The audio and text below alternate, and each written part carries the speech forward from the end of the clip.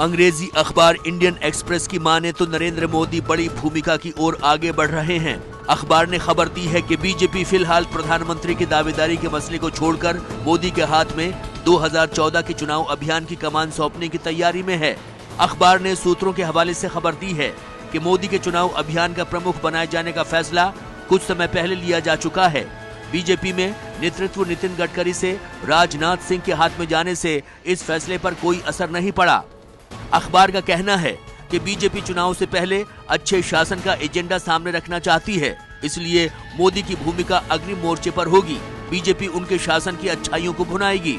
अखबार ने लिखा है कि मोदी को चुनाव की कमान सौंपने के फैसले के पीछे एक वजह ये भी है कि बीजेपी ये मान रही है कि नरेंद्र मोदी पार्टी के सबसे लोकप्रिय नेता के रूप में उभरे हैं। मार्च के शुरुआत में बीजेपी की राष्ट्रीय कार्यकारिणी और राष्ट्रीय परिषद की बैठक होनी है। 2014 के चुनाव की रणनीति को देखते हुए इस बैठक को खासा अहम माना जा रहा है।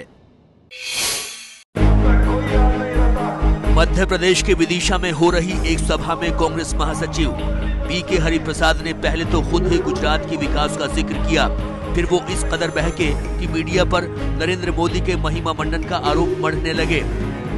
इतना ही नहीं, पी.के. हरिप्रसाद ने नरेंद्र मोदी पर ऐसी टिप्पणी कर दी जिसे आप खुद ही तय कर लीजिए कि वो कितनी जायज है। मैं पूछना चाहता हूँ, गुजरात कब पीछे था आगे आने के लिए, विकास होने के लिए? नरेंद्र मोदी का बाप पैदा होने से पहले गुजरात आगे है, नरेंद्र मोदी आने के बाद कुछ नहीं किया है गुजरात में।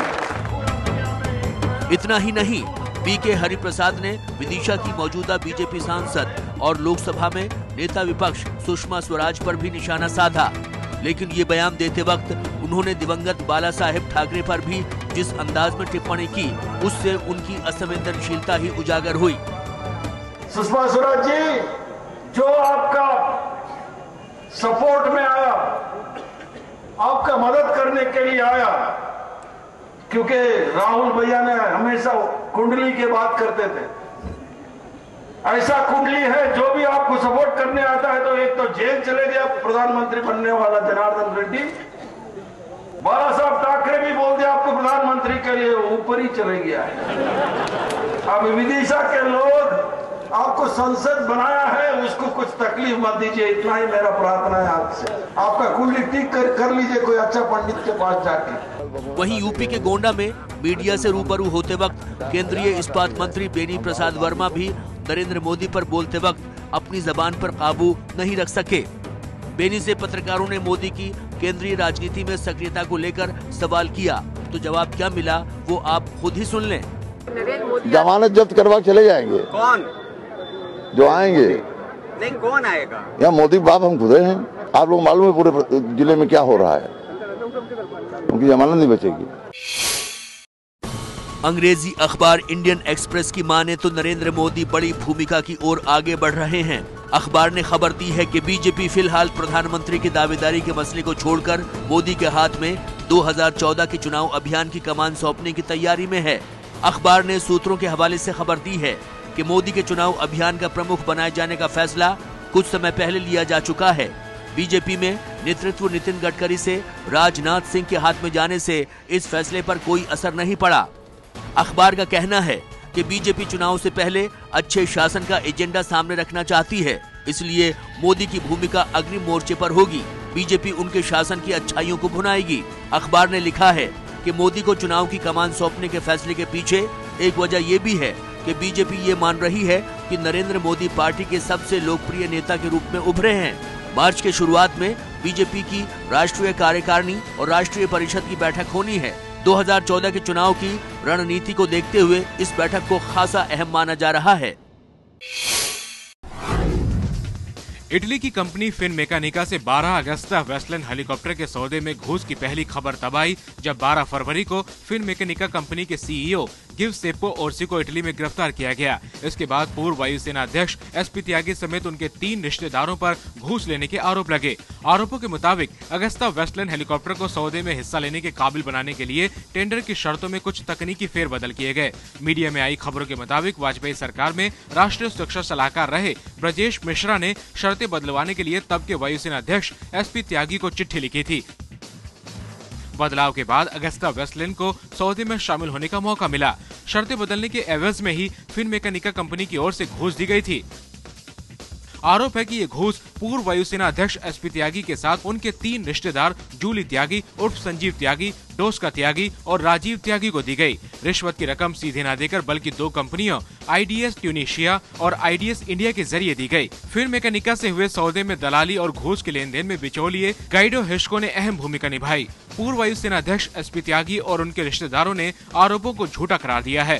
तो चाहूंगा ना भाई, मेरा अगर नाम लिया जा रहा है तो जांच करके सारी बात पब्लिक के साथ सामने लाई जाए ना। वहीं सरकार ने भी इस मामले के सीबीआई जांच के आदेश दे दिए हैं। अगस्ता वेस्टलैंड के 3 हेलीकॉप्टर भारत आ चुके हैं। फिलहाल इस सौदे पर रोक लगा दी गई है।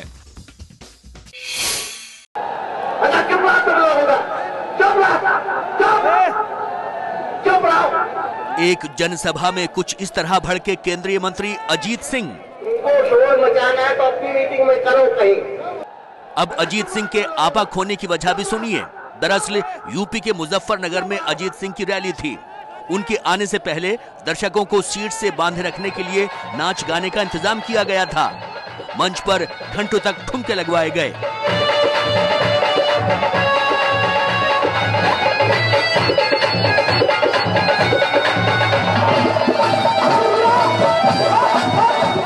आरएलडी प्रमुख अजीत सिंह के मौके पर पहुंचने से कुछ देर पहले ठुमकों के इस शो को बंद कर दिया गया। मंत्री जी पहुंचे और भाषण देने लगे, लेकिन थोड़ी ही देर में कुछ लोग फिर से गाने बजाने की मांग करते हुए शोर मचाने लगे। बस फिर क्या था, अजीत सिंह भड़क गए।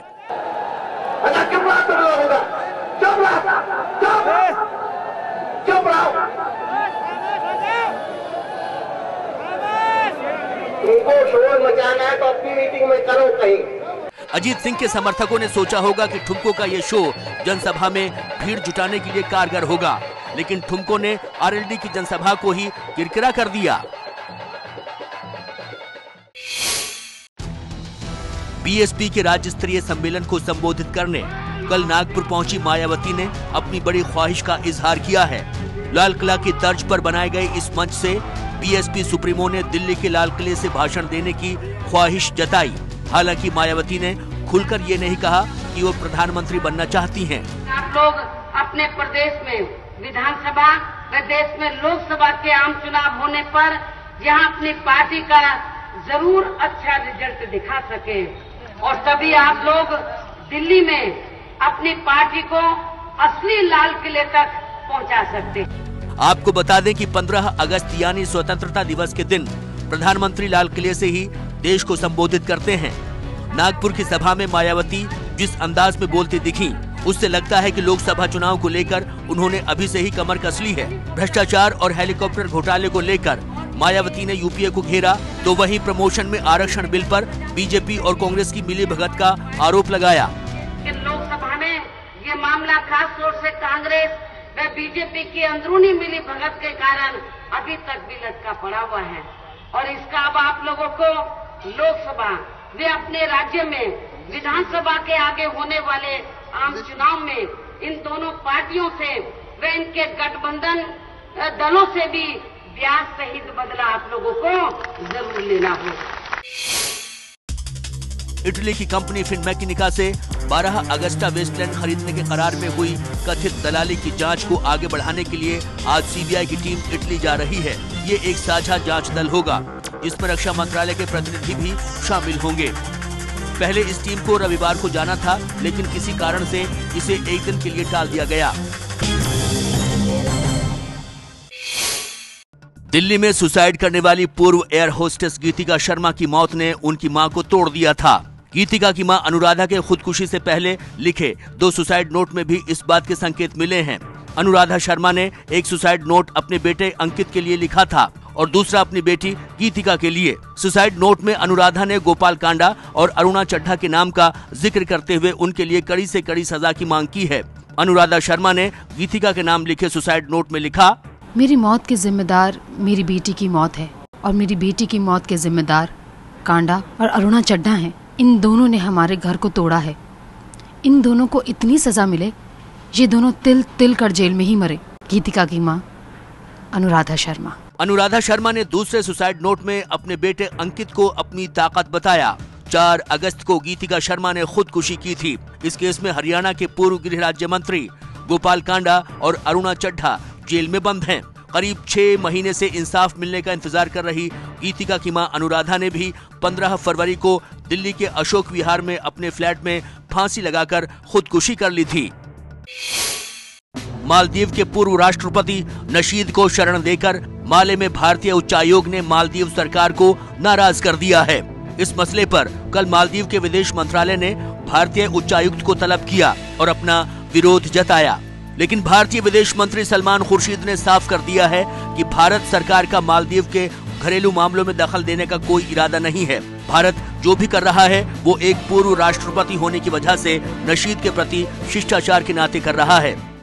There is obviously a sense amongst the leaders in Maldives that it may have something to do with our acquiescence, but as far as we are concerned, we've explained, we've said that we wouldn't like to get involved. I don't think it'd be fair for us to get involved.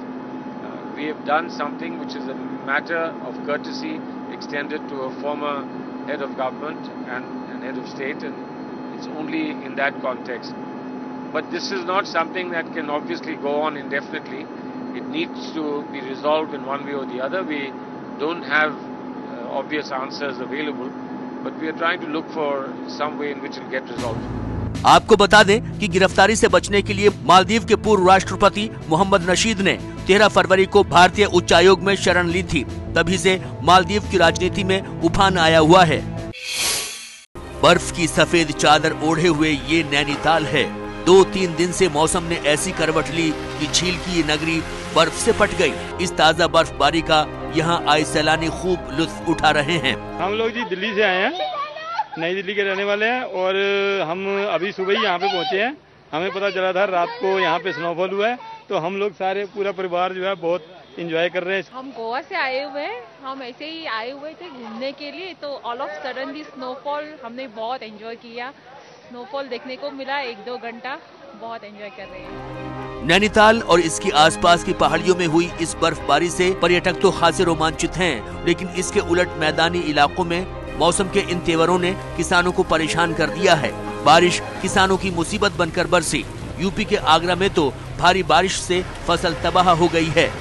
हमारे पूरी खेती में पानी भरा हुआ है और आलू की खेती नष्ट ही हो चुकी। अच्छा। हाँ जी। तुम्हारी साधन क्या साधन था? क्या साधन था? कुछ नहीं, अपनी मेहनत मजदूरी करके हम इसमें लगाया, कुछ कर्जा बैंक से लिया, कुछ वैसे खाद कूड़े के पैसे सब, आप ये कैसे निकलेंगे?